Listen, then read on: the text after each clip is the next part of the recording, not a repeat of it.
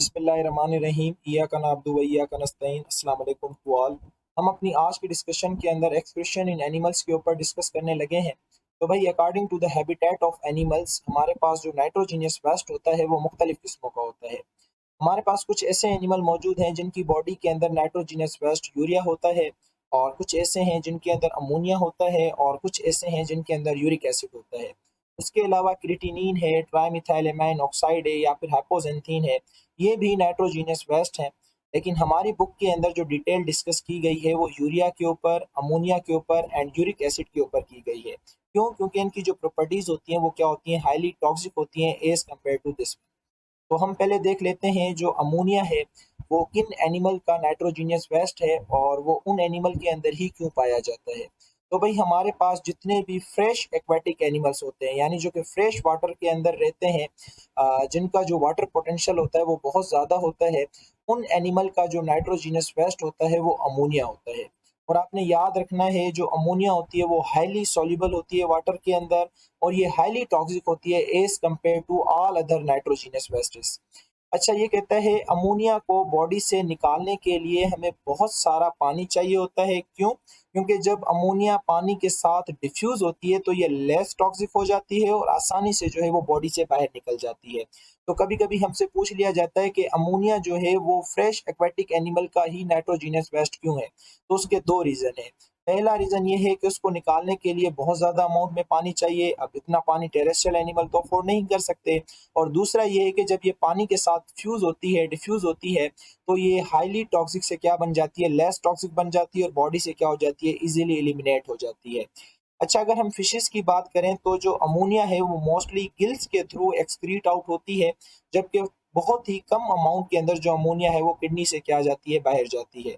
अच्छा, हमारे पास उसके अलावा जो सॉफ्ट इन्वर्टिब्रेट्स हैं, यानी कि दूसरे जो फ्रेश एक्वेटिक एनिमल्स हैं जिनके अंदर गिल्स या किडनी वाली कहानी मौजूद नहीं होती, तो वो अपनी पूरी की पूरी सरफेस को इस्तेमाल करते हैं और अमोनिया को क्या करते हैं, बॉडी से रिमूव आउट कर देते हैं। क्यों? क्योंकि अगर ये देखो कोई हमारे पास एनिमल है और ये फ्रेश वाटर के अंदर रह रहे हैं, तो इसकी जो पूरी बॉडी है वो एक्सटर्नल इन्वायरमेंट के साथ डायरेक्टली कांटेक्ट में होती है। तो जो भी अमोनिया बनती है वो बाहर डायरेक्ट इन्वायरमेंट के साथ डिफ्यूज कर देते हैं, तो इनके अंदर कोई इतना बड़ा खास इशू नहीं होता। हम आगे चल के देखेंगे कुछ ऑर्गेनाइजम हमारे अंदर मौजूद भी है, हमारी बुक के अंदर मौजूद भी है। अच्छा, उसके अलावा अगर हम यूरिया की बात करें तो ये जो यूरिया है ये नाइट्रोजीनियस वेस्ट होता है किसका, मैमल्स का। यानी जो हम हैं जिनके पास मेमोरी ग्लैंड्स होता है, स्किन के ऊपर हेयर्स होते हैं, उन्हें मैमल्स कहा जाता है। अच्छा, इसके बारे में कहा जाता है कि it is less soluble in water and as well as 1 लेक इसको 10 लेक, ये जो भी लिखा हुआ है इतनी कम जो है ये अमोनिया से क्या होती है, टॉक्सिक होती है। मेरे ख्याल में ये 10 लेक है या पता नहीं 1 लेक है। इतना जो है ये अमोनिया से क्या होती है, लेस टॉक्सिक होती है। ये आपने याद रखना है, कभी कभी आपके पेपरों में आ जाता है। अच्छा, आप देखें ये जो यूरिया है, ये जो नाइट्रोजीनस वेस्ट है ये है मैमल्स का। क्यों? क्योंकि आपको पता है कि मैमल्स जो हैं वो ज्यादा अमाउंट में पानी को अफोर्ड नहीं कर सकते। आपने एक बात याद रखनी है कि हम जब भी प्रोटीन का मेटाबॉलिज्म करते हैं ना, तो उस प्रोटीन के मेटाबॉलिज्म के नतीजे में हमेशा अमोनिया बनती है। चाहे मेरी बॉडी हो, चाहे फिश की बॉडी हो, चाहे जिसकी भी बॉडी हो, बनना किसने है, अमोनिया ने। फिर हम देखते हैं कि अमोनिया को निकालने की रिक्वायरमेंट हमारे पास है या नहीं है। अब हमारे पास तो अमोनिया को निकालने की रिक्वायरमेंट नहीं है, मेमल्स के पास अमोनिया को निकालने की रिक्वायरमेंट नहीं है, तो मेमल्स क्या करते हैं, एटीपी खर्च करके, एनर्जी खर्च करके इस अमोनिया को कन्वर्ट कर देते हैं किसके अंदर, यूरिया के अंदर। कैसे कन्वर्ट करते हैं, कौन कन्वर्ट करता है, ये इंशाल्लाह हम कमिंग लेक्चर्स के अंदर डिटेल में डिस्कस करेंगे। तो देखें, जब भी प्रोटीन का मेटाबॉलिज्म होगा ना, बनना अमोनिया नहीं है।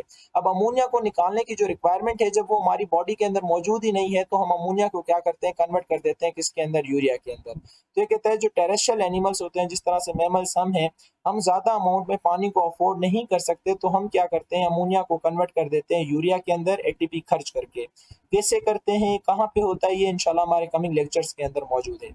अच्छा, उसके अलावा कुछ बोनी फिशेज या शार्क या फिर कुछ एम्फीबियंस हैं जो कि यूरिया को क्या करते हैं, एक्सक्रीट आउट करते हैं। हालांकि आपको पता है ये सारे के सारे एक्वेटिक हैं, लेकिन उसके बावजूद भी ये किसको एक्सक्रीट आउट करते हैं, यूरिया को। क्यों? क्योंकि ये जो एनिमल होंगे ना, ये फ्रेश वाटर के नहीं होंगे, ये मेरीन लाइफ के होंगे, और मेरीन लाइफ के अंदर वाटर को कंजर्व करना बहुत बड़ा प्रॉब्लम होता है, और इसके ऊपर मैं ऑलरेडी लेक्चर दे चुका हूँ। अच्छा, उसके अलावा हमारे पास जो लास्ट नाइट्रोजीनियस प्रोडक्ट है वो यूरिक एसिड है। तो ये जो यूरिक एसिड है ये नाइट्रोजीनियस वेस्ट होता है किसका, इंसेक्ट्स का, रेप्टाइल्स का, गैस्ट्रोपोड्स का एंड बर्ड्स का। अब ये 3 लफ्ज तो आपको समझ आ गए होंगे। गैस्ट्रोपोड्स फाइलम मोलस्का की एक क्लास है और इसके बारे में भी मैं ऑलरेडी लेक्चर में बता चुका हूँ। अच्छा, कुछ किताबें लिखती हैं कि ये एक्सट्रीमली लेस सॉल्युबल होती है और कुछ लिखती हैं कि ये वाटर के अंदर इनसॉल्युबल होती है और ये बहुत ही लेस टॉक्सिक होती है और इसको निकालने के लिए बहुत कम अमाउंट के अंदर वाटर चाहिए होता है, तो इसलिए ये ज़्यादातर इंसेक्ट्स, रेप्टाइल्स, गैस्ट्रोपोड्स या बर्ड्स के अंदर ही रेस्ट्रिक्टेड होती है। मुझे उम्मीद है कि आज वाला टॉपिक आप लोगों को अच्छे तरीके से समझ आ गया होगा। आप इसको पढ़ें, अच्छे तरीके से समझें, जहाँ भी प्रॉब्लम होती है आप कमेंट बॉक्स में आके मुझसे पूछ सकते हैं। तब तक के लिए अल्लाह हाफ़िज़।